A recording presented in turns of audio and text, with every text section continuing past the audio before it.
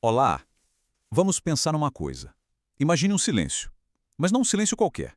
400 anos de silêncio, nenhuma palavra profética nova, nenhuma voz para guiar a nação. Um silêncio que durou gerações. Agora, a pergunta que não quer calar é: qual foi a última coisa que Deus disse antes desse longo período de silêncio? A resposta, olha só, está no livro de Malaquias. Ele não é só o último livro do Antigo Testamento na ordem que a gente conhece. Ele é a mensagem final, o ponto final de uma era inteira de revelação divina. Mas o interessante é que esse ponto final também funciona como uma vírgula, sabe? Como uma ponte de expectativa que foi construída para levar a gente direto para o início do Novo Testamento.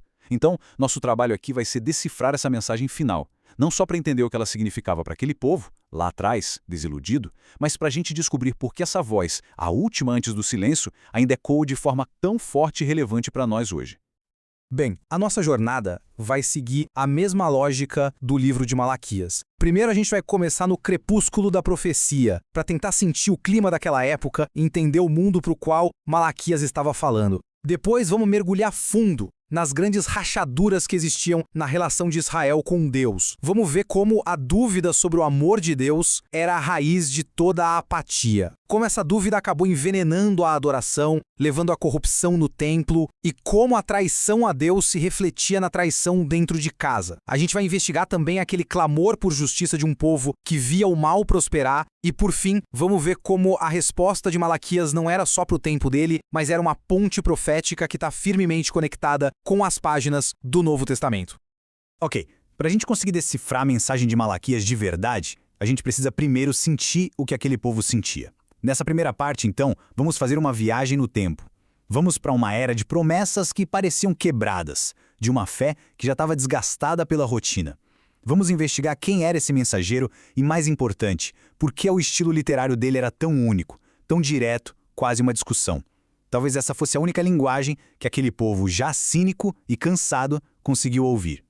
Entender essa base é fundamental para a gente captar a profundidade e a urgência do que ele tinha a dizer. Mas afinal, quem foi Malaquias? A resposta talvez esteja no próprio nome dele. Em hebraico, Malach-i significa meu mensageiro. E aqui já começa um debate super interessante. Esse era um nome próprio, tipo Daniel ou Jeremias, ou era mais uma descrição do cargo dele, um título? As duas leituras são muito ricas. Se for um título, a identidade pessoal do homem meio que se apaga, para que a mensagem de Deus se torne o único foco. Ele é simplesmente o porta-voz. Isso reforça uma verdade teológica central. A autoridade não está em quem fala, mas em quem enviou a mensagem. É como se o próprio Deus estivesse assinando, dizendo: olha, não preste atenção no carteiro, mas na carta que ele entrega. Para a gente sentir a urgência na voz de Malaquias, é só olhar para esta linha do tempo. Estamos ali por volta de 450 a.C. Quase um século antes, o retorno do exílio na Babilônia tinha sido um momento de euforia. Profetas como Ageu e Zacarias empolgaram o povo com visões de glória, inspiraram a reconstrução do templo. Era um símbolo poderoso de recomeço. Tinha uma promessa de uma nova era de ouro no ar. Só que agora, décadas depois, essa esperança meio que murchou. O templo estava de pé, sim, mas os corações das pessoas e os muros de Jerusalém continuavam em ruínas. Malaquias profetiza nesse vácuo, nesse silêncio de decepção que vem um pouco antes da chegada de Neemias. É um tempo de estagnação, sabe? A dura realidade do dia a dia não batia com as promessas gloriosas do passado. A palavra que define essa época é apatia. Mas por quê? Pense bem. O povo volta do exílio esperando uma restauração incrível e o que encontra? Dificuldade econômica, opressão política, estagnação. As promessas grandiosas pareciam vazias. A fé esfriou e virou uma rotina sem alma, um monte de rituais cumpridos só por obrigação. E o pior de tudo, a liderança espiritual, os sacerdotes, que deveriam ser os guardiões da fé, eram os mais cínicos. Eles lideravam o povo na desonra a Deus. É nesse solo de desilusão, nesse terreno de cinismo, que a mensagem de Malaquias surge. E ela não vem como uma brisa suave, não. Ela vem como um fogo purificador. Malaquias não chega com um sermão pronto. Ele inicia discussões. O estilo literário dele é o de uma disputa, um debate direto, quase um diálogo socrático, que é ao mesmo tempo cortante e revelador. A estrutura é genial na sua simplicidade. Funciona assim. Primeiro, Deus faz uma declaração de uma verdade fundamental. Em seguida, o povo, pela boca do profeta, desafia essa verdade com uma pergunta cética, quase insolente. Como assim? Onde é que está a prova? E então, Deus responde com evidências, com argumentos e com juízos. Esse método não apenas ensina, ele expõe a mentalidade do povo. A gente consegue ouvir a voz da incredulidade deles e, ao mesmo tempo, testemunhar a paciência incrível de Deus em argumentar com seu povo teimoso. Então o cenário está montado. Um mensageiro, talvez anônimo, cujo próprio nome já é sua missão, surge por volta de 450 a.C., no meio de uma nação espiritualmente exausta e cínica. A ferramenta dele não é a poesia, nem a visão, é o confronto direto, a disputa lógica. Com essa base bem estabelecida, a gente está pronto para ouvir as verdades duras que ele veio entregar, começando pela questão mais fundamental e dolorosa de todas. E agora a gente chega na primeira e mais chocante disputa do livro. É aqui que a raiz de toda a doença espiritual de Israel é exposta. O povo não estava questionando um detalhe da lei ou uma promessa específica. Eles estavam questionando a base da própria identidade e existência deles, o amor de Deus. Vamos analisar como Malaquias confronta essa dúvida existencial que estava envenenando a alma da nação. Tudo começa com a declaração mais fundamental de Deus. Eu vos tenho amado. Olha, a gramática hebraica aqui é muito importante. O tempo verbal sugere uma ação que começou no passado, mas que continua tendo efeitos no presente. Não é um eu amei vocês uma vez. É um eu tenho amado e continuo amando. Essa é a premissa de toda aliança. A verdade inegociável de Deus. A rocha sobre a qual toda a relação com Israel foi construída. E aí vem a resposta do povo. E que resposta, hein? É mais uma acusação do que uma pergunta. Uma fala fria, amarga, é quase um soco. Em que nos tens amado? Vamos tentar se colocar no lugar deles por um instante. Eles olhavam para suas colheitas fracassadas, para sua insignificância política diante dos grandes impérios, para as promessas de glória que não se realizavam, e eles simplesmente não sentiam esse amor. Eles estavam medindo o amor de Deus com a régua das circunstâncias. E essa lógica utilitarista, levou eles a uma ingratidão chocante e a uma crise de fé profunda e perigosa. A resposta de Deus é um choque de perspectiva. Ele não lista bênçãos recentes, nem promete prosperidade imediata. Não, ele leva o povo de volta para a certidão de nascimento da nação, para a história de Jacó e Esaú.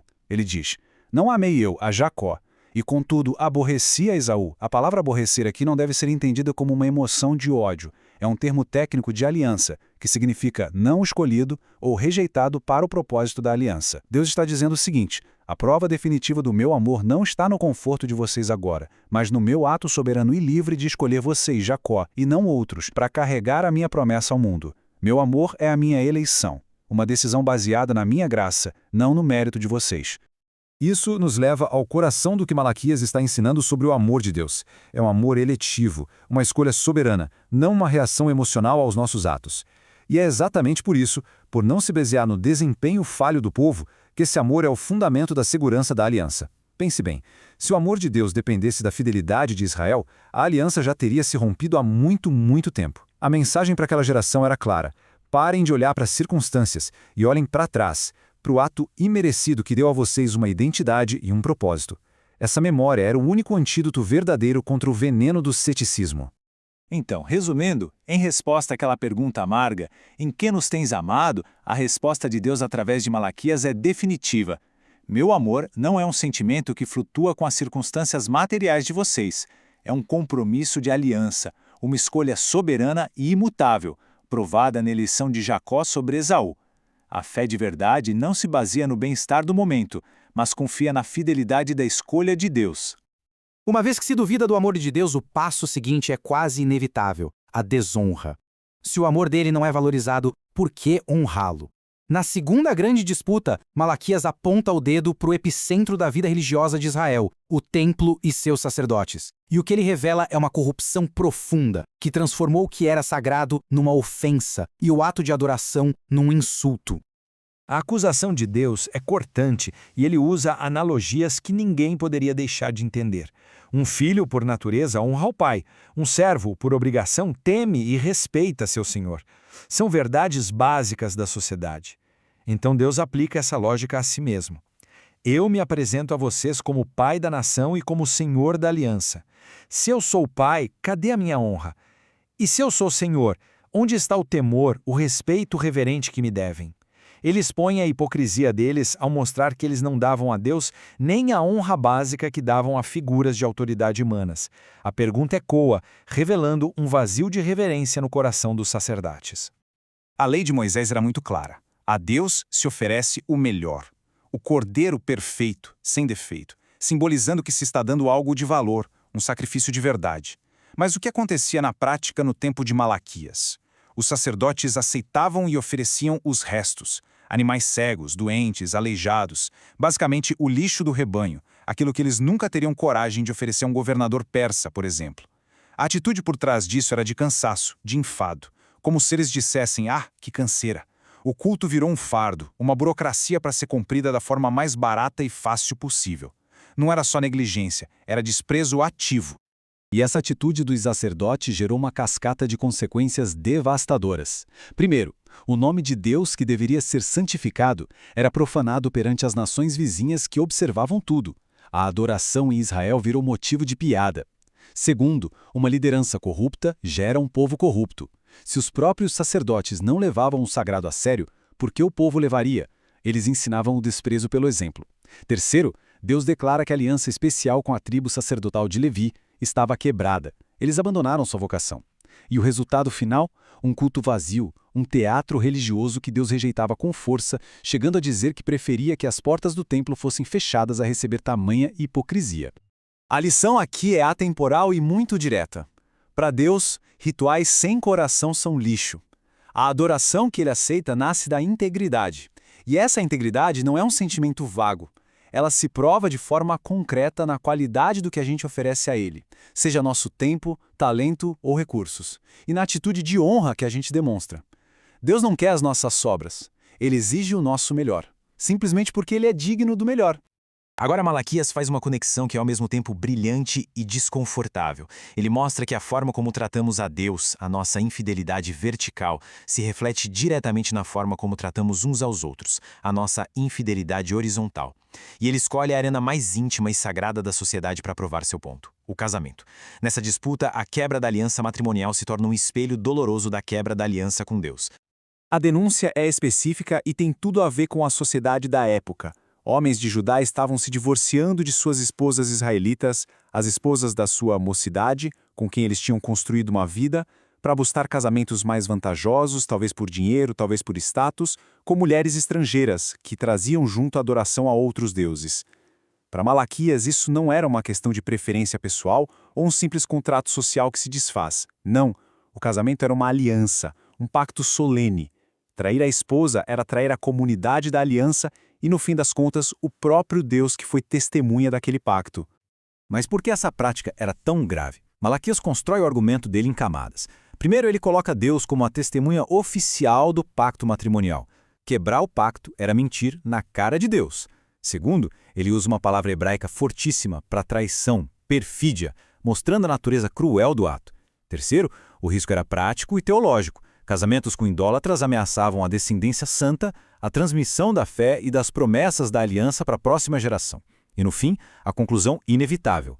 A infidelidade no lar era só um sintoma da infidelidade no coração para com Deus. Afinal, como seriam fiéis a um Deus invisível se eram infiéis à pessoa com quem dividiam a vida? A mensagem de Malaquias aqui é um desafio direto a qualquer tipo de espiritualidade de gavetinhas, sabe? Não existe um eu espiritual que vive separado do eu social. A integridade no casamento e nos relacionamentos mais próximos não é um extra opcional. É o termômetro que mede a temperatura real da nossa devoção a Deus. A fidelidade a Ele precisa ter um endereço concreto, e esse endereço é a forma como a gente trata as pessoas com quem fizemos alianças. Chegamos agora a uma das questões humanas mais universais e angustiantes, a questão da justiça. O povo de Malaquias olhava ao redor, via a maldade e a arrogância prosperando, e se perguntava se Deus ainda se importava, ou se ele era mesmo justo. Malaquias lida com essa angústia não com respostas fáceis, mas com a promessa do dia do Senhor e um chamado urgente à conversão. Esse é o grito de quem está cansado de esperar pela justiça. Onde está o Deus do juízo? É uma pergunta que ecoa até hoje em nossos corações quando a gente vê a injustiça no mundo. Eles olhavam ao redor e viam os corruptos e os arrogantes se dando bem, enquanto os que tentavam ser fiéis enfrentavam dificuldades. A conclusão deles era amarga e perigosa. Ou Deus não se importa, ou ele até aprova a maldade. Essa queixa revela não só a impaciência, mas uma profunda falta de entendimento sobre a natureza e o tempo da justiça de Deus. A resposta de Deus não é um cronograma, mas uma promessa, o dia do Senhor. Esse é um conceito central em toda a literatura profética. Não se trata de um dia de 24 horas, mas de uma era de intervenção divina direta na história, que vai colocar tudo no seu devido lugar. E a natureza desse dia é dupla, como uma moeda de dois lados. Para os ímpios, os corruptos, os que desafiam a Deus, vai ser um dia de fogo consumidor, de juízo. Mas para o remanescente fiel, para aqueles que perseveram no temor do Senhor, vai ser um dia de purificação, de vindicação e de salvação. É o grande dia da separação, quando as máscaras caem e a verdadeira condição de cada coração é revelada. Diante da certeza desse juízo futuro, Deus não oferece apenas condenação, mas faz um convite amoroso. Voltem para mim, e eu voltarei para vocês. O arrependimento começa no coração, com o reconhecimento do erro. Mas Deus insiste que ele precisa se manifestar em ações concretas. Ele propõe um teste de confiança, focado numa área onde a infidelidade deles era clara, os dízimos e as ofertas, que eles estavam retendo do templo. O desafio é ousado. Provem-me nisto. Confiem em mim de novo com o que é meu por direito, e vejam se a minha provisão não será derramada abundantemente sobre vocês. O dízimo aqui não é uma barganha para comprar bênçãos. É a evidência palpável de um coração que voltou a confiar em Deus como seu provedor.